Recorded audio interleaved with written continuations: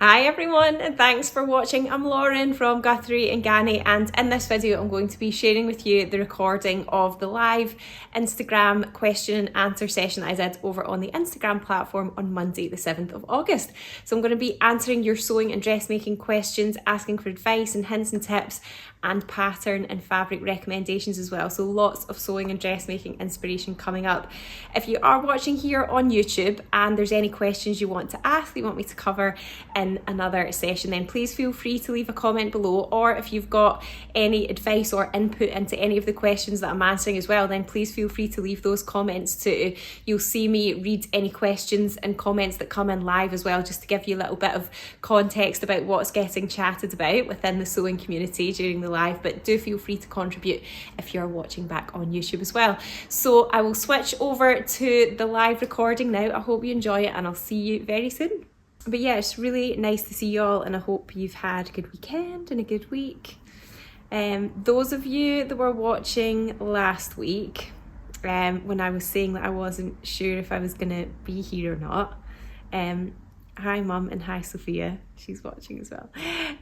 Yeah, and you were well, wait a minute, let me get my train of thought back. Yeah, for those of you that were watching last week and then and I was saying I wasn't sure if I was going to be here this week, and there's like a TV thing that's possibly happening, so I'm not allowed to like say any more details, which I know is like kind of annoying, but it is happening.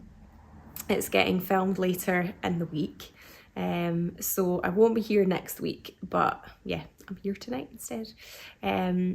So I should be able to tell you more, like, I guess as time goes on.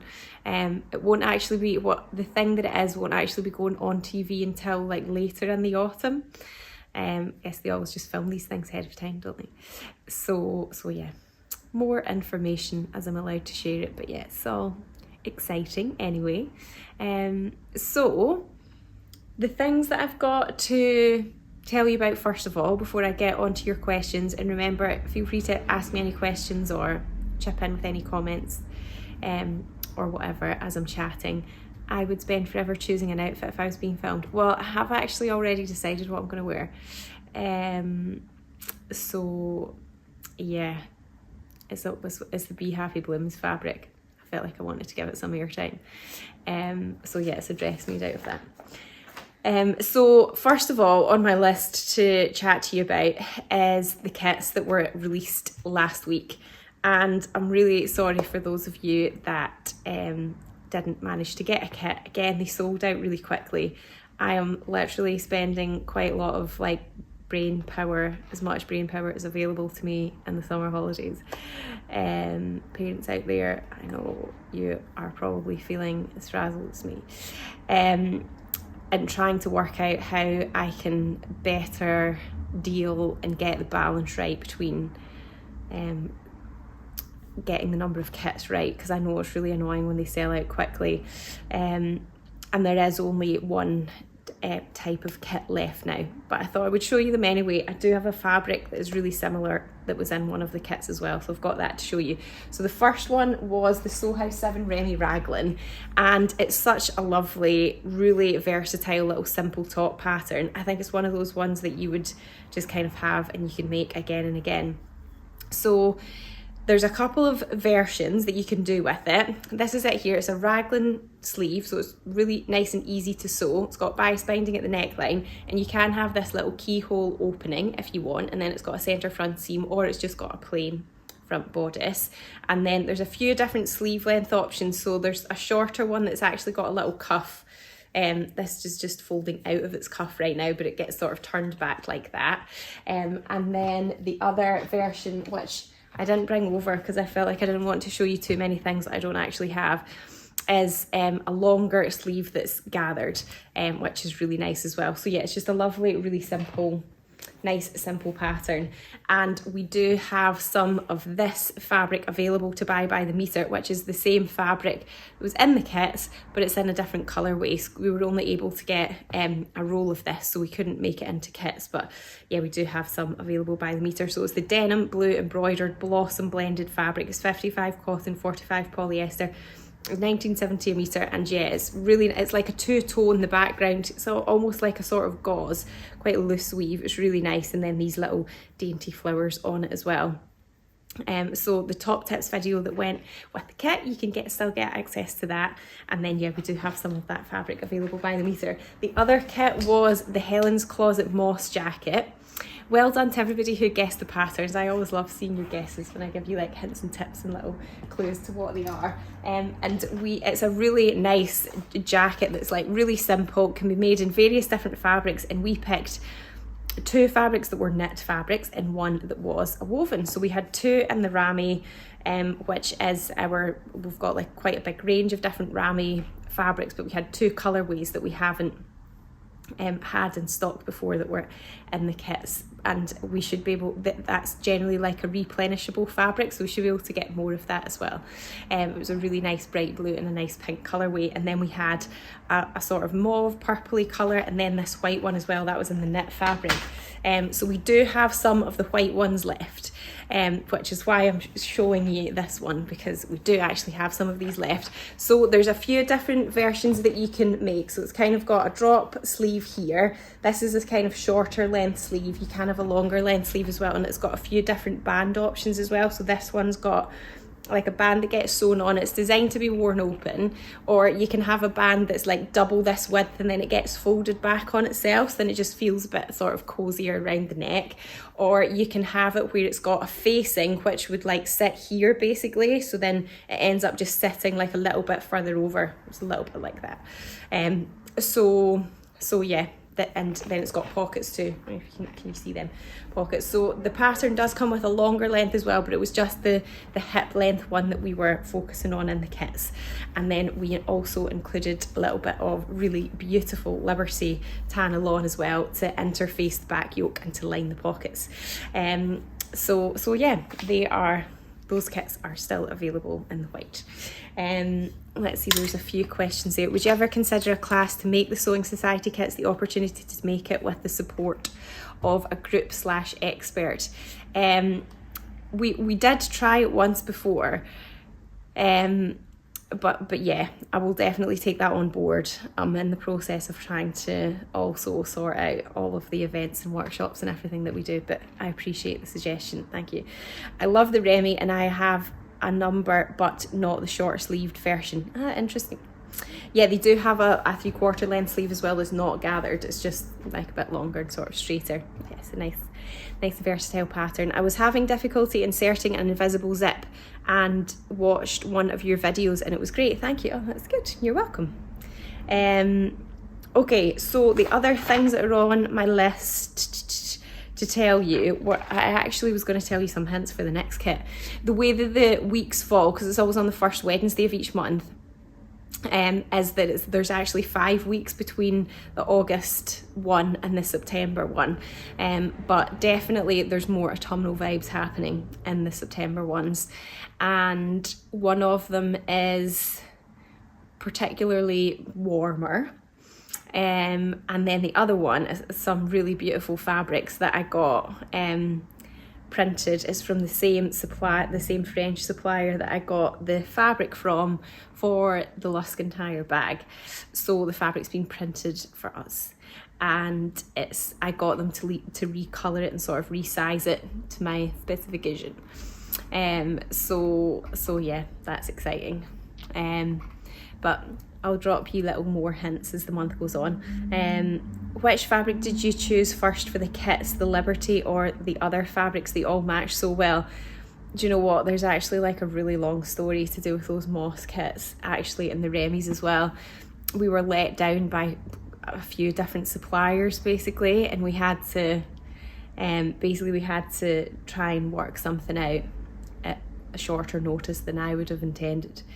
It was a little bit stressful, but yeah, we did have the Liberty fabric that matched some fabrics, but then we couldn't get those fabrics anymore, and then we had to get other fabrics that matched. So yeah, I guess the Liberty one did kind of come first. I was so lucky to get both and they match each other so well. The double gauze for the Remy top is so soft. Heather knit for the moss jacket. Thank you for sending so quickly. Oh, that's good. Sorry, missed the end. Love the jacket, but missed out on a kit and a colour I would have chosen. I'm really sorry. I have some cozy colours. Do you think it would work in the jacket pattern for a winter layer?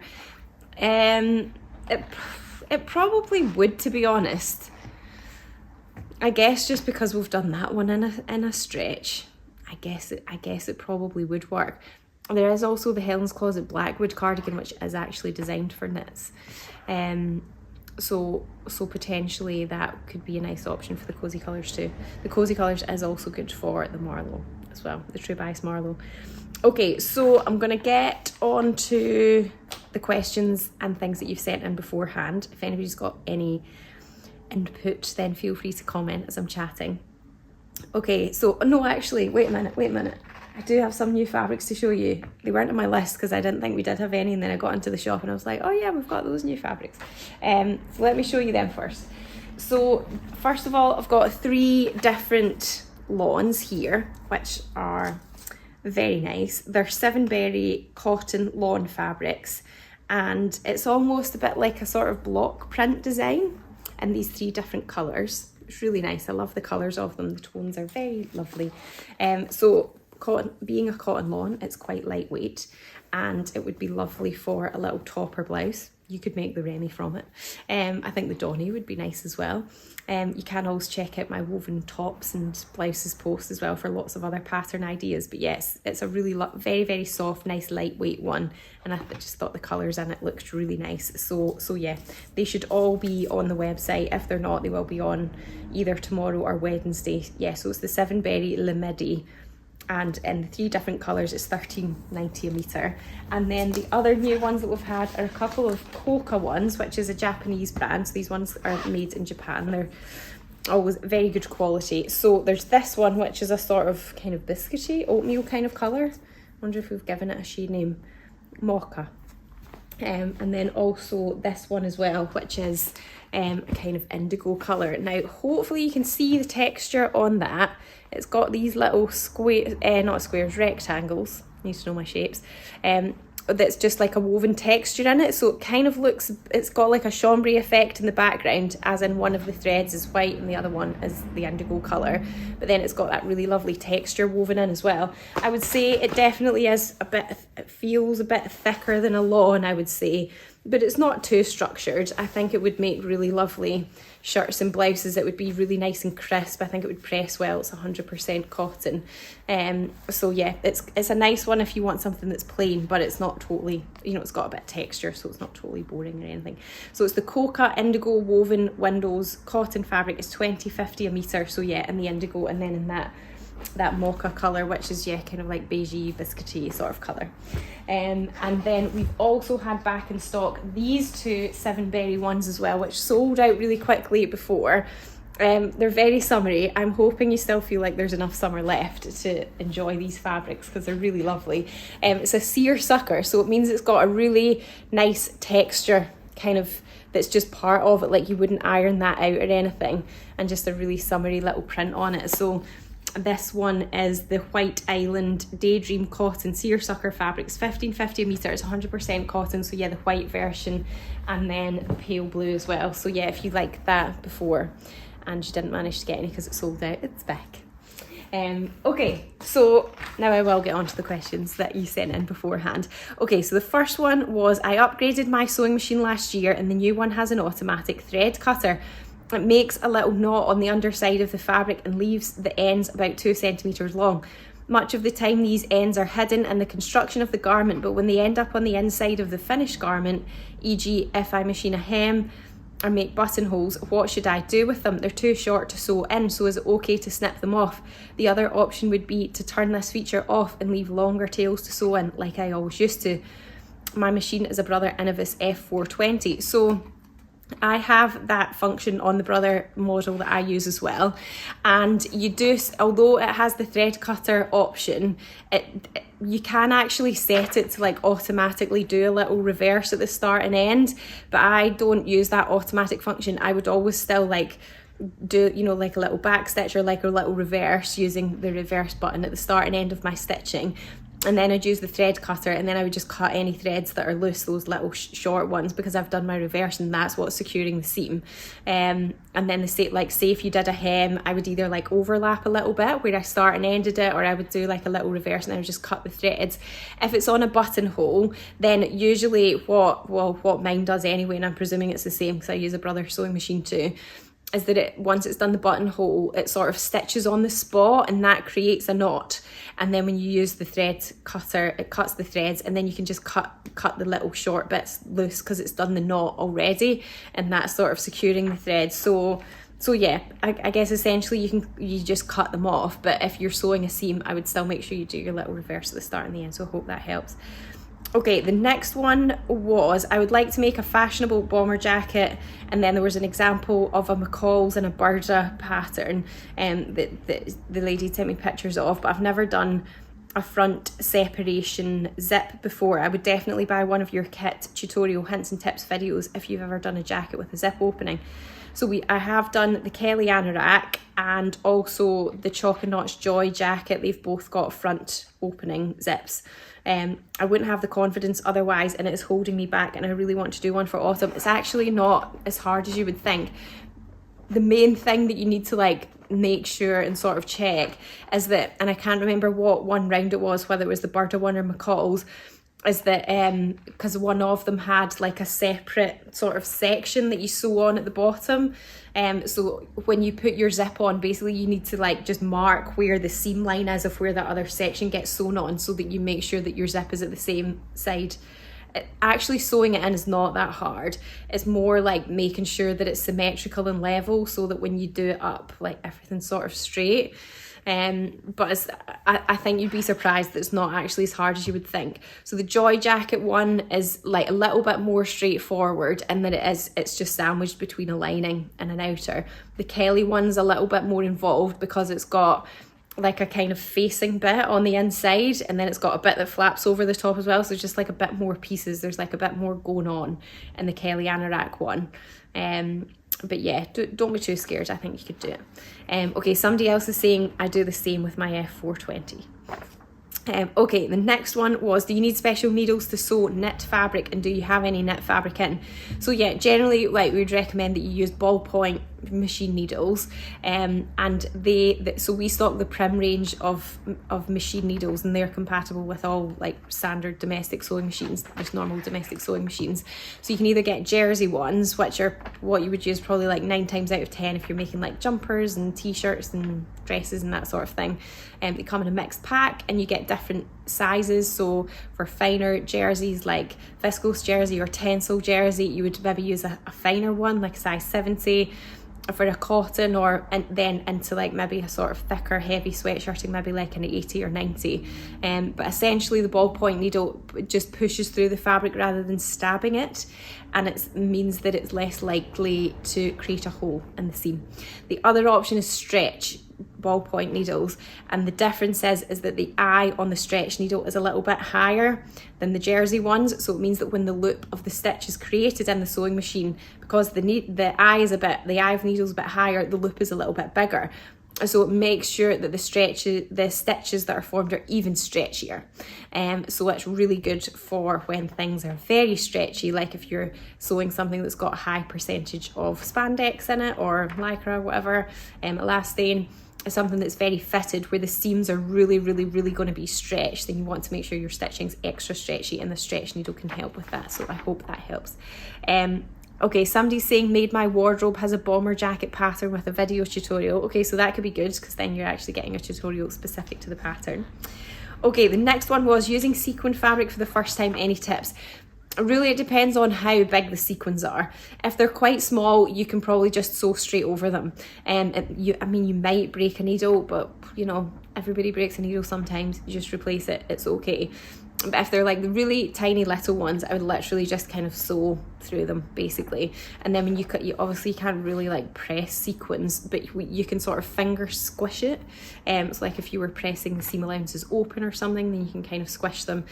I did like a long time ago a top tips video on sequin fabric. So you could have a little search for that on YouTube as well. And then then if it is sequin fabric where the sequins are bigger, it might be that you have to cut them out where you're going to be in the seam allowance or where you're going to be sewing the seam, because they might just be too big and sort of get in the way. Obviously that's like a little bit more time consuming, and sometimes you can sort of end up with like bald patches of sequins where the seams are. So then what you can do is kind of save some of the sequins and sew them back on again. So yeah, I'm just hoping that it's a small sequin fabric you've got, because that's much easier. You can just sort of stitch over them. Okay, Helen's asking, would there be a disadvantage to using a stretch needle with the higher eye on regular jersey? No, it would be okay. Knickers, how to buy fabric online and any examples please?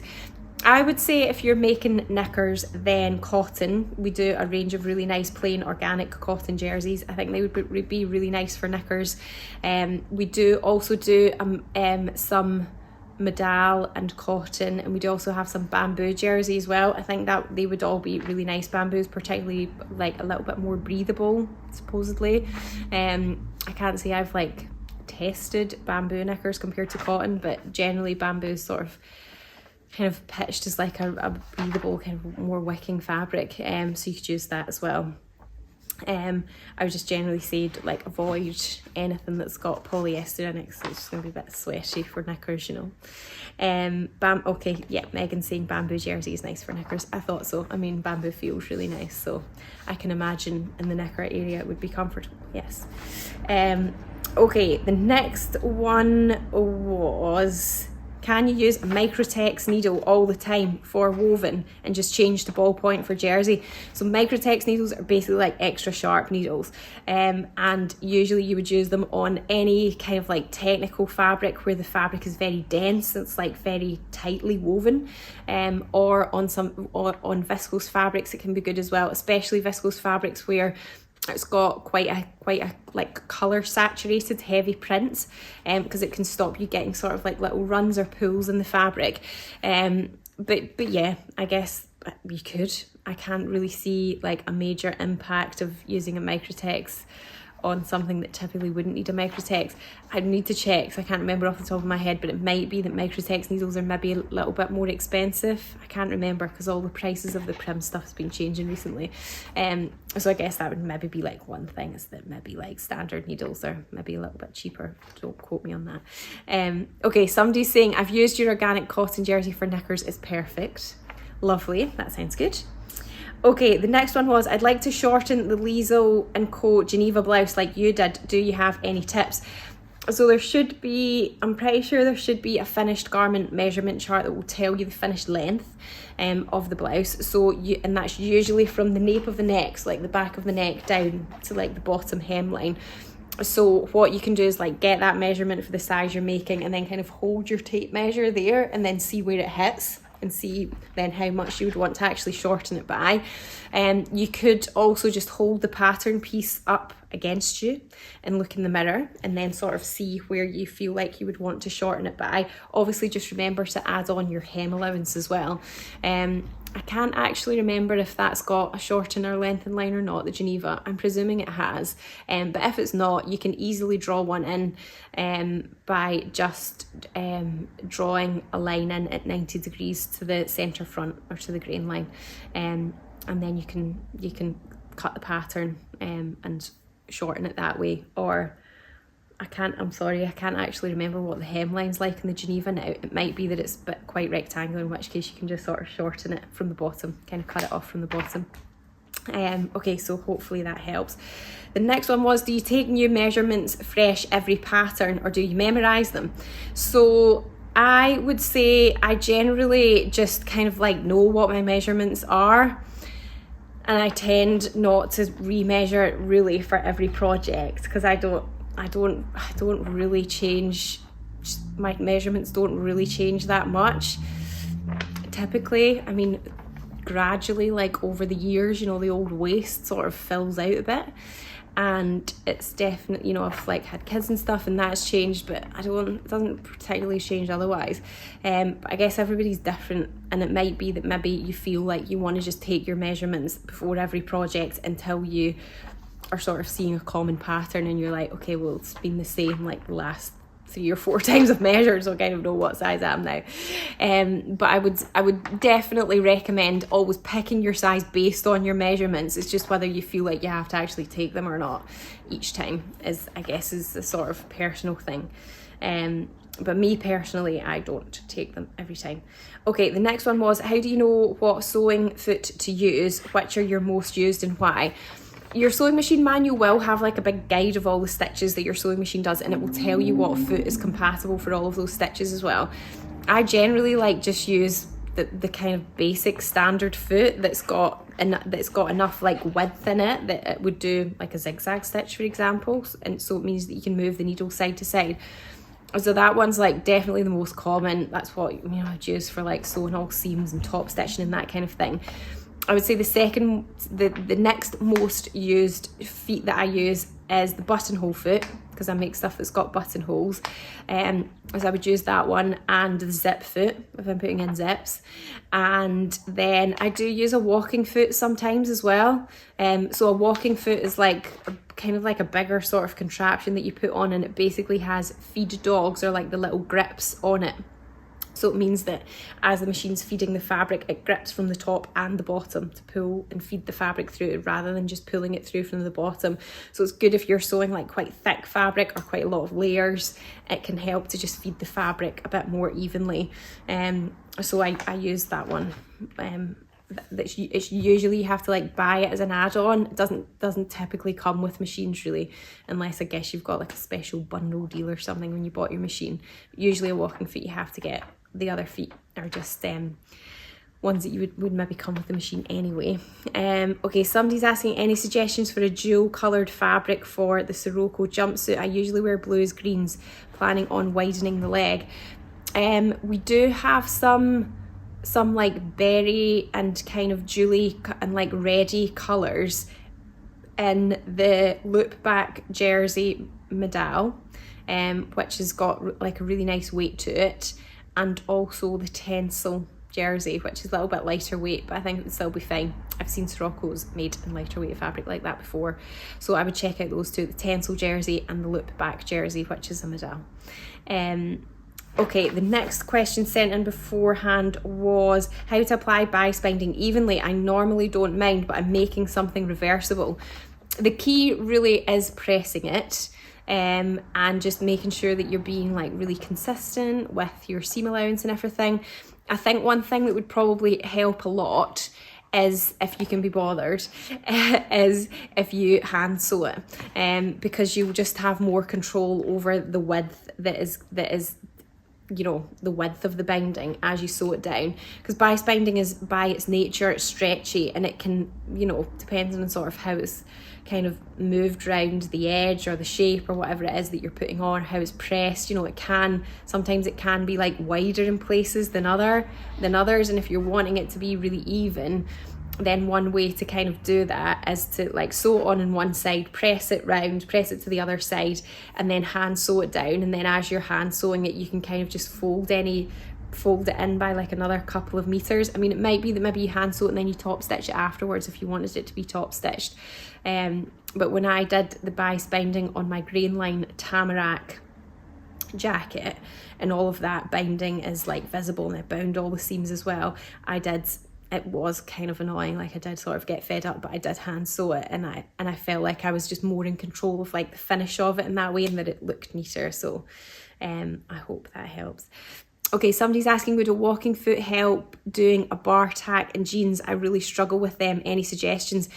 Not necessarily. I think really what you need to do if you're doing a bar tack with jeans and you use it and it's going through lots of thick layers is to make sure that the foot in your machine is level. So say you were doing a bar tack at the bottom of a belt loop, and obviously belt loops are quite thick and chunky, and then you're sewing through like a lot of layers of fabric, but right next to the belt loop there's not as many layers. So it might be that the foot of your machine is sort of like tilted back a little bit, so then it struggles to just move along. So your foot might have a little black button at the left hand side that you can sort of level out the foot and then press the black button in, and that will lock it to be horizontal. Or you can use a hump jump, so we just fold up a few little layers of fabric and place that under the back of the foot, so that helps keep the foot level. And then also you just have to like be quite assertive with the fabric as well, and it might be that you have to really help to sort of move it and kind of push it through if the machine's just struggling to feed it. So I think for something like a bar tack, I don't know if necessarily the walking foot would like give you the control you want. I think you need to kind of be like in there with your fingers a little bit more and like nudging the fabric along. So I hope that helps. I have a Faf Smarter, and it has info button, and it tells me the foot I need when I select the stitch. Oh, that's handy. So handy, as it reminds if I have to change feet, but look in the manual for your machine. Yeah, if your machine's fancy and it talks to you, then that's even easier, isn't it? But yeah, generally the manuals will tell you as well. Okay, the next one. Okay, if you're watching, I hope then maybe you can clarify this, because I didn't totally understand the question.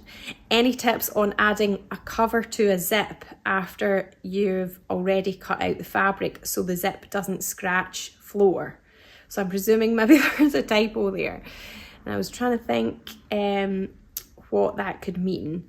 I was thinking maybe if you shortened the zip and then the bottom of it was scratchy a little bit and you didn't want it to feel scratchy and you wanted a cover on it, then definitely you can do that. You can just cut out a little scrap of fabric and sort of fold in the raw edges and then just kind of put it over the end of the zip and top stitch it down. So that just kind of neatens it off a little bit, and then you've not got that scratchy bit of the zip there.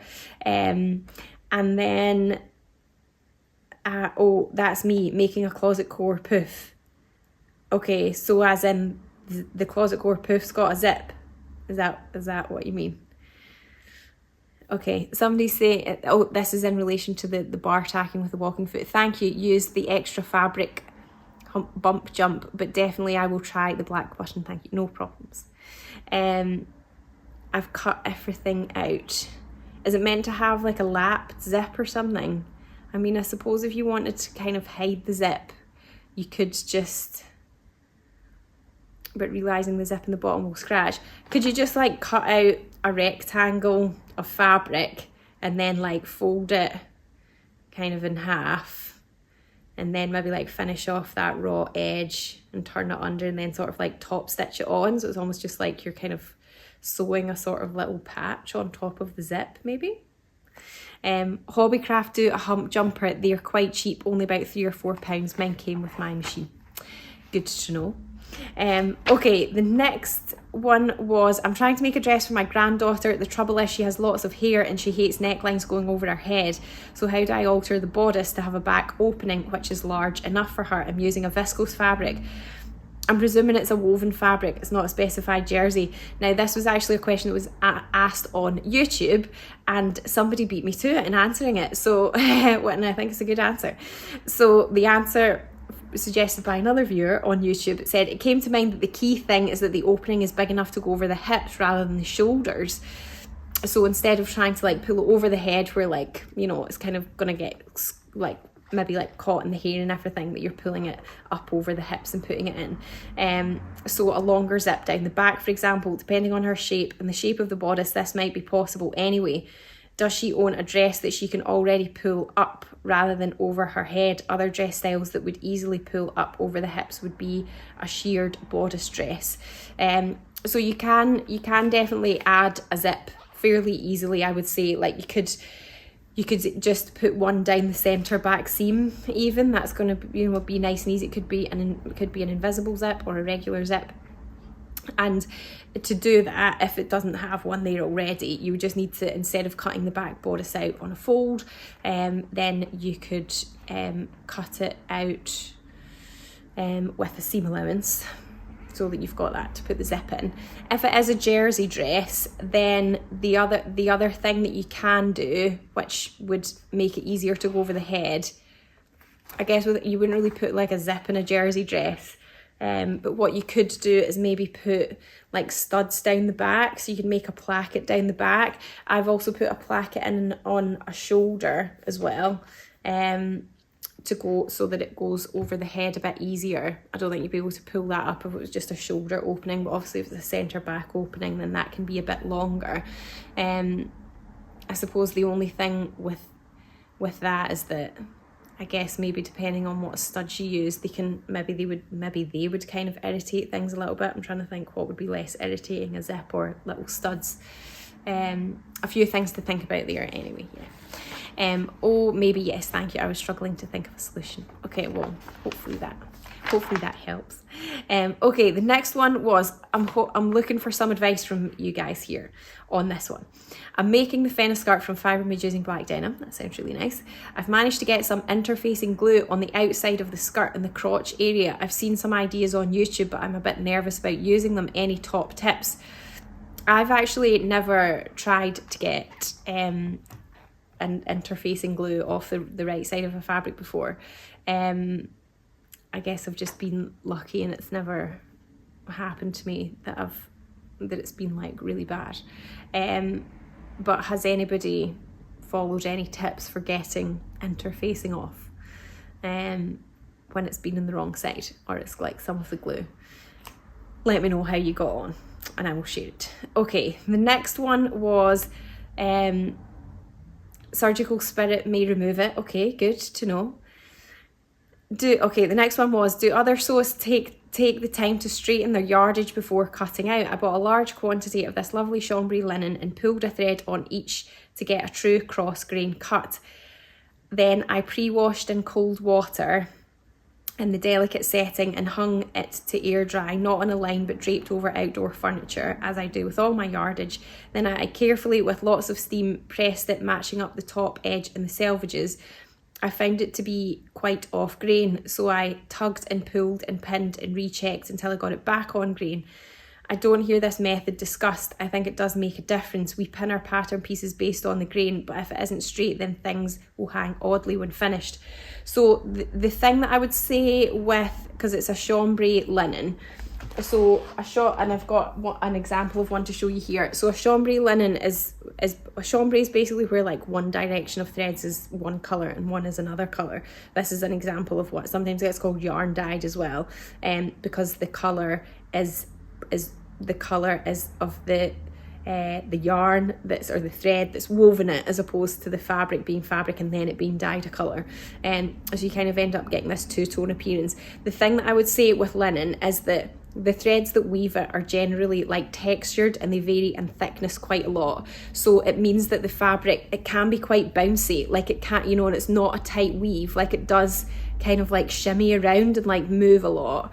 But it is a plain weave, and that there's fibres just going like one, there's like a warp going in one direction, weft going in the other direction. They're just simply like woven in and out of each other. So when you look at the selvage created when the fabric's woven, the selvage will kind of be like your anchor point and telling you that the threads that have woven it will be at 90 degrees to that and will be parallel to that as well. Now, in terms of where it sort of sits, as you lay it on the table, it can sort of like look like it's kind of shifted and sort of moved around a little bit. But I would generally go with like, matching up the selvages as best you can, and then trying to like smooth everything out so that there aren't any sort of twists in it, and yeah, like definitely press it flat, don't press it with a fold in it. So I would press it not trying to make it line up with anything, just press it completely flat with really lots of steam in your iron. If your iron's not that good at generating steam, if you can get like a little scoosher with water in it and just like squirt it on the fabric as you're ironing it, and that will generate steam as well, that will help too. And then yeah, I would say I personally probably don't like straighten it off too much at like the cut edge. If you ever get a fabric and it's been torn, then it will always tear at 90 degrees to the selvage if it's been a plain weave fabric, because that's the direction that the threads are woven. If it's a twill weave and it's been torn, it doesn't tear totally straight, so we don't tear those fabrics because of the way that the twill weave is. It sort of tears at a bit of a diagonal, but plain weaves do tear straight. I feel like I've lost my train of thought here, but I kind of hope that helps a little bit. What was I saying? Yeah, I probably generally wouldn't like try to square off this edge. I think I would be happy like as long as the selvages were matching up, and as I sort of kind of smoothed it out, then that, you know, there was no kind of like drag lines or wrinkles, and that the fold looked nice and smooth. And I would always square it up to like the straight edge of my table as well.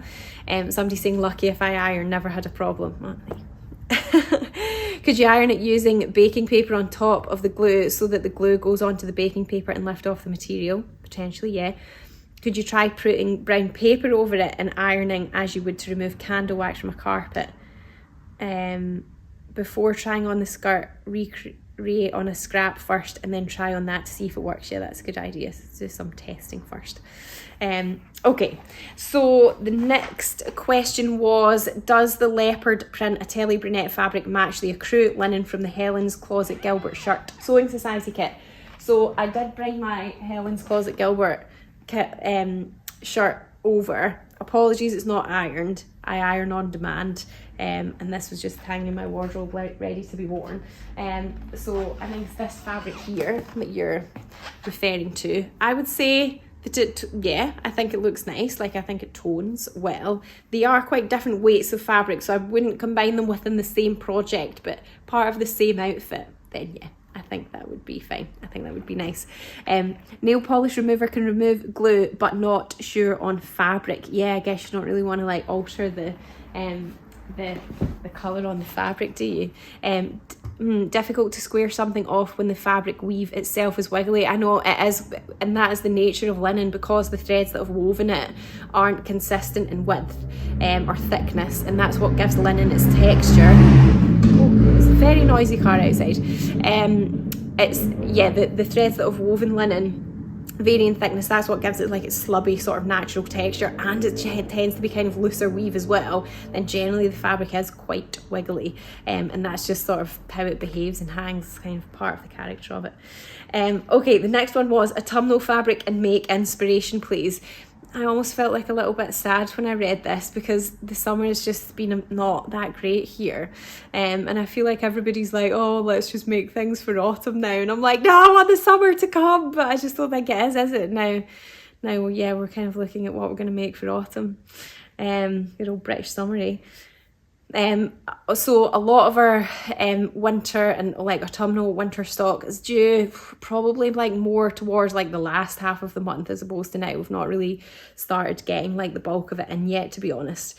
So there'll be, you know, as those new fabrics come in, there will be more inspiration there. But I did do a blog post last autumn that was on, I've done a couple, because I did one that was on fabrics for making like warmer, sort of thicker fabrics for making different trouser patterns in the autumn and winter. So there's that one from last year that you could look at, and I have also got another one that's about sewing with warm fabrics, or like generally what fabrics feel warmer to wear. So it might be maybe that sort of gives some inspiration there. But someone else also asked, will you be getting any sweater knit in suitable for cosy for the True Buys Marlow cardigan for a cosy autumnal version? And we do have some left over from last year. As I said, our new autumn winter stock hasn't come in yet, but we do have these nice ones that were from last year. So this one is really nice. It's a two-sided one. It's the black and oatmeal double-faced viscose blend knit fabrics, $15.70 a metre.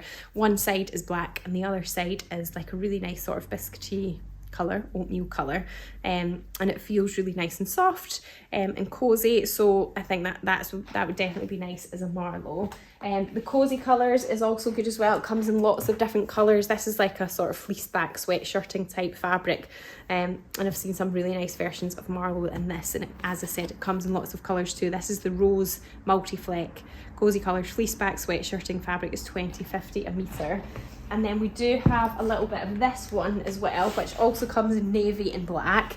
And this is like a kind of knitted fabric here, quite a chunky knitted fabric. And I saw versions of the Marlow made in this last year as well, which looks really nice. So this one is the deep peacock blue chunky knit fabric. It's $21.60 a metre. It's 80 cotton, 20 polyester. And as I said, it comes in a navy and a black as well. Could you use the sanded twill fabric for the saguaro pants? No, I think it's too thick and heavy. The saguaro pants definitely need something that's like much lighter weight. Otherwise it's going to feel like too sort of uncomfortable and kind of stiff around that gathered waistline section. So the viscose linen would be good. Or if you did want something like a bit more structure to hold the fuller leg shape, then the enzyme linen or even the rami would be good for the saguaro as well. Okay, the next question was, can you suggest some fabrics for the tessuti free apron pattern? So for this one, I was thinking, I had a little pile of different ones here. A range of enzyme linen ones would be nice. This is the Pacific blue one here, but it comes in lots of other colours. So yeah, 100% linen one there. Or the rami fabric, that's the one I was just talking about there. This is the washed indigo textured rami, $14.90 a metre. Again, comes in lots of different colours. I thought this one would be nice as well. Also comes in a pinky version too. This is the peppermint subtle stripe linen cotton fabric. And I thought that would be nice as well. It's got a nice little bit of structure to it. And then this one I thought could also look nice too. A nice bright one. This is the Fibremood Violet Abstract Cotton Jacquard. Also comes in a coral and in a beige fabric as well. Or like kind of ecru. So hopefully you can kind of see the texture there. So it's plain, but it's got a little bit of interest because it's nice and textured. Okay, the next one was, I want to make the curved hem emmi jacket from Papercut Patterns. Any fabric recommendations, please? This is like a quilted style jacket. I love it. I think it's probably like one of my favourite ones out of the quilted jacket patterns that are out there, but it came out after I had really already built up too many coats and jackets in my wardrobe, but I will make it one day because it's really nice. You can have this detachable hood on it as well. So the Mind the Maker Thelma quilted ones, which is, it looks like that's what they've used to make a lot of their samples. So we do still have some of these colours in stock. This is the bottle green Thelma quilted fabric. It's $24.50 a metre. So this is it's water repellent. We will be getting these back in stock again more towards the autumn, all the other colours as well. But yeah, we do still have some colours at the moment. So that's the bottle green one. And then the other one that maybe if you're not bothered about the waterproof properties of it, we've got this one here, which is the Redwood Quilted Cotton Double Gauze fabric. It's $26.30 a metre. It's looks like the same on both sides, and it's got, it's quilted, it's got like polyester wadding in the middle. We do have tiny little bit of navy. I don't think there's actually got enough left in stock of that, but for you to make it. But we do have some of like a sage green and some of like a really nice light pink as well. So I thought they would be nice options. Any lightweight French terry for sweatshirts that I'm not ready for winter sewing yet? Yeah, if you have a look at the loop back jersey, which is a medal loop back jersey, and I've used that to make the linden before, and it does make it, I guess, like a bit more like a top. It's quite sort of drapey, and it feels a bit lighter weight, and you definitely feel like you're wearing more like a top than a jumper. But you can use it for jumper patterns, so I would check out that. Or the bamboo French terry as well is nice. Okay, the next one was, can you do a blog on the dress patterns like the top and shirts one? You are in luck because yes, it's due to be published this week. I was just finishing editing the video today, so I'll get that uploaded tomorrow, and then it'll probably be Wednesday that it goes up, so it's on the way. And then the next one was, any not pale recommendations for the Avid seamstress jumpsuit. This is their new pattern. So I had thought this one would be nice. This is the petrol rami fabric. I love the colour of this one. Definitely not pale. And then also the smooth drape tencel twills would be nice as well. They come in lots of really lovely plain colours too. So I thought that would be another lovely option as well. Could you use the waterproof spray or treatment you can buy and go outdoors to make it waterproof? I'm not sure, to be honest. Definitely have to test a little patch of that. Sorry I didn't ask in advance, do you have any crinkle linens? I don't have any crinkle linens, but I do have rami, which is very similar to linen, and it's got like a bit more of a sort of, I wouldn't say it's crinkle, but it's got a bit more of a texture to it. I don't know how well that's going to be picked up in the light. Okay, the last question that was on my list here, so if anybody else has got any other questions, let me know now. Looking for a relaxed fit knit dress pattern suggestions. So the Closet Core Ebony is one that I've made quite a few times. It's pretty relaxed fitting. The named Kilo Wrap dress, it's also pretty loose fitting as well, and the way that it wraps, it's definitely like not too clingy or anything. And then also have a look at the Makers Atelier pattern company. It looked like they had quite a few different knit dress options that weren't really tight fitting, but looked really nice as well. So check out that for a few different options. So I hope you have found all of those things useful to see. Oh, that was my other suggestion for the jumpsuit. The Avid Seamstress jumpsuit was like a printed viscose, and this is not pale either. This one's the Ditzy Petal on black viscose fabric, $9.90. Also comes in a duck egg. And another colour way as well, which I can't actually remember what it is right now. Maybe like an orangey colour. Anyway, they'll all be linked together on the website. I think that is definitely everything that was going to show you. A quick another once look round. So I'll share this on YouTube again tomorrow with all of the timestamp chapters for the questions that were sent in beforehand, so you can sort of scroll through that if you want to see the answer to a particular question for there. But thanks for all of your input, everyone, and for watching tonight. So remember, I won't be here next week because I have got something else just going on. But I should be here the week after, so I'll see you then. I'll put up the little question box again once the live will be back. Okay, somebody's saying the Style Arc Kit Knit is simple, relaxed fit. Thank you very much. My lovely husband drove me in past your shop en route home to Aberdeen. Oh, that's good. Many brownie points. Was lovely to see the shop and bought the waterfall pattern and fabric for a t-shirt behind you. Ah, that's good. Thanks for coming. Indeed, have a lovely week, everyone. Thank you for all your thanks, and thank you for watching. And yeah, I hope you have a good couple of weeks, because I won't see you live again for a few weeks, but I'll still be here, and the newsletters will still be going out as well, so you can see what's happening on them as well. And yeah, then my dress roundup blog post will be going out on Wednesday, so you can see all my different dresses there as well. So yeah, I'll see you very soon.